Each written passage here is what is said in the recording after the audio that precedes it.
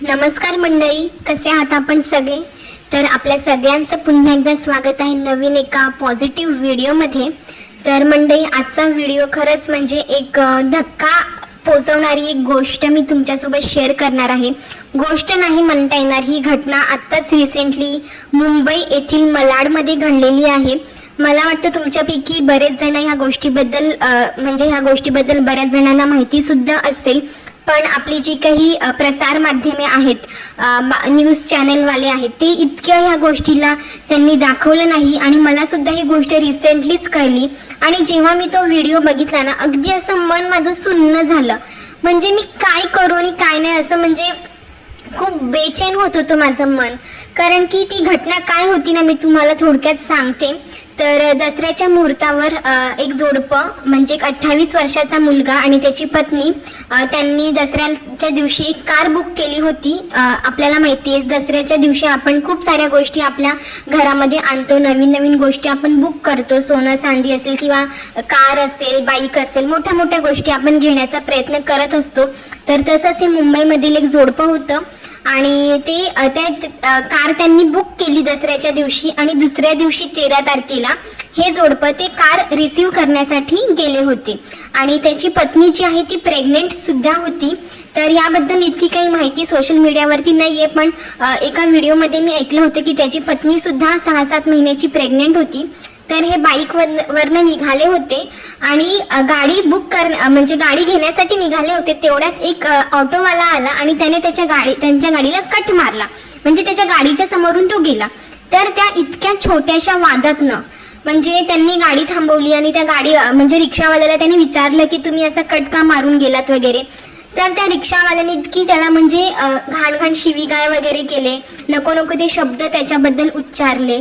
तर तेवढ्यात त्याच्या पत्नीने तिच्या सासू सासऱ्यांना फोन केला, जे की मागच्याच ऑटोमध्ये बसून त्यांच्यासोबत निघाले होते कार शोरूममध्ये. तर ते सुद्धा तिथे पोहोचेपर्यंत त्या रिक्षावाल्याने काय केलं, तिचा देखील फोन हातातनं घेतला आणि म्हणजे खाली आपटून टाकला. आणि तिला सुद्धा तो नको ते बोलायला लागला. तर आता मला सांगा, मराठी मुलगा असेल किंवा कोणी का असे ना, कोणता म्हणजे नवरा आपल्या बायकोला जर एखादा परपुरुष शिवीगाळ करत आहे किंवा तिला असा झटका वगैरे देत आहे, हातातला फोन हिसकावून खाली फेकत आहे, तर कोणता नवरा सहन करेलो? नाहीच करणार. आणि तसंच त्या मुलाने सुद्धा केलं. आणि त्याला अजून जास्त राग आला त्या मुलाला की त्याने माझ्या पत्नीला, म्हणजे ती आता प्रेग्नेंट आहे, तिला अशा पद्धतीने तो ओरडून बोलत आहे. फोन देखील त्याने खाली फेकला. त्यामुळे त्यांचा वाद जो आहे तो आणखीन वाढला. आणि नंतर त्या रिक्षावाल्याने काय केलं, आजूबाजूचे जे काही इतर त्याचे मित्र होते रिक्षावाले, त्याचबरोबर फेरीवाले जे त्याचे मित्र होते, त्याचबरोबर रोडवरती जे काही वस्तू विकणारे ओळखीचे त्याचे होते, त्या 10-15 लोकांना त्याने बोलवलं. आणि ह्या मुलाला इतकं मारलं अक्षरशः. तिकडे गर्दी जमा झाली. तेवढ्यात त्याचे आई वडील सुद्धा तिथे आले होते. अगदी वृद्ध आहेत त्याचे आई वडील.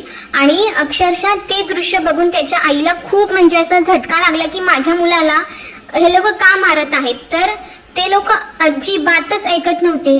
बाजूला इतका मोठा क्राऊड जमला होता, इतके लोक जमले होते, पण एकही जण त्यांच्या मुलाला वाचवण्यासाठी पुढे येत नव्हता. अगदी क्षुल्लक कारणावरनं 10-15 जण त्या मुलाला लाथाबुक्क्यांनी मारत होते. अक्षरशः तो रक्तबंबाळ झाला होता. त्याच्या पोटामध्ये, कमरेमध्ये, डोक्यावर, हातापायांना अगदी भयंकर इजा झाल्या होत्या. तर हे सगळं बघून त्या माऊलीला सहन झालं नाही. तर तिने आपल्या मुलाच्या अंगावरती उडी मारली आणि तिने आपल्या मुलाला प्रोटेक्ट करण्याचा प्रयत्न केला. तिला वाटलं, मी जर माझ्या मुलाच्या अंगावर पडून माझ्या मुलाला वाचवलं तर एका बाई माणसाला हात न लावता ही माणसं जरा लांब जातील आणि माझ्या मुलाला मारण्याचं सोडून देतील. पण ती माणसं इतकी निर्दयी, इतकी क्रूर आणि इतकी राक्षसी वृत्तीची होती ना, की त्या नालायक लोकांना ह्या वृद्ध आईची सुद्धा दया नाही आली. त्यांनी त्याच्या आईला सुद्धा लाथाबुक्क्यांनी मारायला सुरुवात केली. म्हणजे आई त्याच्या मुलावरती पडली अंगावरती, तरी सुद्धा ते आतनं तिच्या मुलाला मारत होते आणि वरनं त्याच्या आईला सुद्धा ते मारत होते. आणि त्याचे वडील जे आहेत ते इतके गयावया करत होते, मोठ्याने रडत होते, त्यांच्या पुढे हात जोडत होते मैत्रिणींनो. आणि हे जे रिक्षावाले आहेत किंवा हे जे त्याचे मित्र होते ना 10-15 जण, ते त्याच्या वडिलांना सुद्धा म्हणजे गालावर मारत आहेत, डोक्यावर मारत आहेत. अगदी रॅगिंगच्या वरचा प्रकार त्यांनी त्याच्या वडिलांसोबत सुद्धा केला. आणि जेव्हा ते दृश्य म्हणजे हे सगळं जे आहे ना ते खूप लोकांनी कॅमेऱ्यामध्ये कैद केलं आणि सोशल मीडियावरती सुद्धा शेअर केलं. आणि म्हणजे जेव्हा मी ते व्हिडिओ बघितला ना की ती एक आई आपल्या मुलाला प्रोटेक्ट करून वाचवण्याचा प्रयत्न करत आहेत, पण ही राक्षसी वृत्तीची माणसं त्या दोघांना मारत आहेत आणि वडिलांना सुद्धा हात धरून गालाच्या म्हणजे दोन्ही गालावरती सटासट फटके देत आहेत, डोक्यावरती मारत आहेत. अक्षरशः म्हणजे इतकं वाईट वाटत होतं ना हे बघून की असं वाटत होतं की का म्हणजे काय कारण होतं. फक्त एक कट मारला, वादावाद झाली आणि त्या कारणावरनं इतकी मोठी शिक्षा त्या मुलाला तर दिलीच, पण त्याच्या आई वडिलांना सुद्धा हे लोक मारत आहेत. पण काय बोलणार, थोड्या वेळामध्ये तिकडे पोलीस आले, ॲम्ब्युलन्स सुद्धा आली. पोलिसांनी त्यातल्या काही लोकांना म्हणजे पकडलं आणि तात्काळ त्याला जवळच्याच एका रुग्णालयामध्ये नेण्यात आलं. पण थोड्याच 2-3 तासानंतर सांगण्यात आलं की त्या मुलाची जी झुंज होती, मृत्यूशी झुंज, ती अयशस्वी ठरली आणि त्यातच त्याचा मृत्यू झाला. म्हणजे मैत्रिणींनो, ही घटना इतकी सुन्न करणारी आहे ना, म्हणजे काहीच नाही हो. अगदी आनंदाने ती कुटुंब जे आहे ते आपल्या म्हणजे सेलिब्रेट केलं त्यांनी दसरा आणि ते आपली कार आणायला निघाले होते. आणि काय माहिती त्या मुलाच्याही मनात की आपला हा शेवटचा दिवस असेल. ती जी बायको आहे, प्रेग्नेंट बायको होती, मी तर असंही ऐकलं की तिचं जे बाळ होतं, पोटातलं बाळ 6 महिन्याचं, ते बाळ सुद्धा या जगात नाही राहिलं मैत्रिणींनो. म्हणजे खरंच ही जी घटना आहे ना, अक्षरशः मला तर म्हणजे 2 दिवस काहीच सुचत नव्हतं. मी तो व्हिडिओ बघितला 2-3 वेळा, पण नंतर नको म्हटलं. ह्या ज्या गोष्टी आहेत ना, अगदी आपल्या मनाला सुद्धा खूप मोठ्या आघात करणाऱ्या आहेत. त्यामुळे खूप अगदी वाईट वाटलं की म्हणजे माणुसकी खरंच हरवत चालली आहे का. म्हणजे लोक जे आहेत ना, इतका मोठा क्राऊड बाजूला होता, पण त्या क्राऊडमधल्या अगदी 15-20 लोक जरी पुढे आले असते ना, तरी तो मुलगा वाचला असता.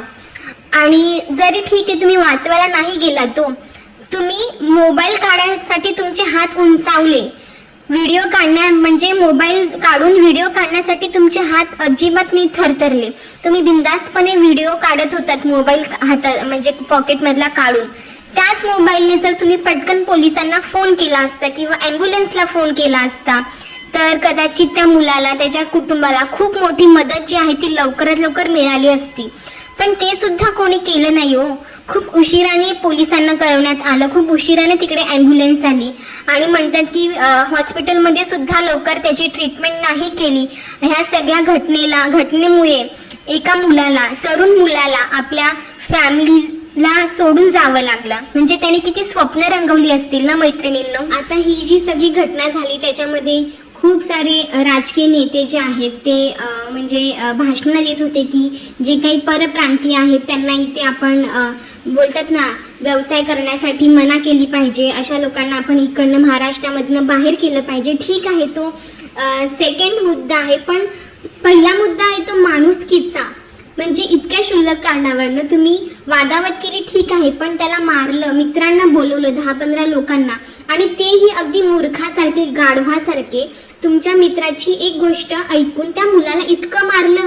म्हणजे तुम्हाला कुटुंब, आई वडील, पत्नी काहीच नाहीये का हो. म्हणजे इतकं मारलं की त्या व्यक्तीचा जीवच गेला, तेही त्याच्या आई वडील आणि पत्नीच्या समोर. तर मंडळी, मला एवढंच तुम्हाला सांगायचं आहे की आपल्यासमोर जर एखाद्यावरती अन्याय अत्याचार होत असेल ना, ठीक आहे, प्रत्येकाला आपला जीव प्रिय असतो, मी मान्य करते. प्रत्येकजण आपल्या जीवासाठी धडपडत असतो. माझ्यावरती कुठचा आघात होऊ नये किंवा मी कुठे फसू नये यासाठी प्रत्येकाची धडपड असते, मी मान्य करते. पण आता आपल्याकडे मोबाईल हे खूप मोठं हत्यारच आहे. तुम्ही मोबाईलचा वापर करून पटकन त्या व्यक्तीला इमर्जन्सी सर्व्हिस मिळवून देऊ शकता ना. आपण पोलिसांना फोन करू शकतो किंवा ॲम्ब्युलन्सला फोन करू शकतो. ॲट द टाइम आपण दोघांना फोन करून बोलवू शकतो. म्हणजे ती जी परिस्थिती आहे तिथे आटोक्यात येऊ शकते. मी असं नाही म्हणत की तुम्ही जा अगदी धडाकेबाज होऊन तिथे लढा आणि त्यांना वाचवण्याचा प्रयत्न करा, स्वतःचा जीव तुम्ही धोक्यात घाला, अजिबात नाही. आपल्याकडे सगळ्यात मोठं हत्यार आहे ते मोबाईल आहे. आपण त्याचा वापर करून त्या व्यक्तीचा जीव म्हणा किंवा मोठं जे संकट त्याच्यावरती येणार असेल तर ते आपण नक्कीच टाळू शकतो. एक जबाबदार नागरिक बना आणि एकमेकांना मदत नक्कीच करा, कारण की ही जी घटना घडली आहे ना ती अतिशय माणुसकीला काळीमा फासणारी आहे मैत्रिणींनो. आणि ह्या घटनेला कुठेतरी थांबवता आलं असतं, पण शेवटी हा आता जर तरचा प्रश्न आहे, याच्यावरती बोलून काहीच अर्थ नाही आहे, कारण की त्या मुलाचा जीव जो आहे तो गेला आहे. आता जर तरवर आपण बोलून काही अर्थ होणार नाही आहे. पण जर अशा घटना तुमच्या आसपास किंवा तुमच्या कामाच्या ठिकाणी किंवा रस्त्यावर कुठेही तुम्हाला होताना दिसल्या ना, तर प्लीज तुम्ही इमर्जन्सी सर्व्हिसला कॉल करा, पोलिसांना फोन करा, ॲम्ब्युलन्सला फोन करा आणि ही मोठी घटना जी होणार आहे ती होणार नाही. तर मंडळी, आजचा व्हिडिओ मी इथेच संपवते.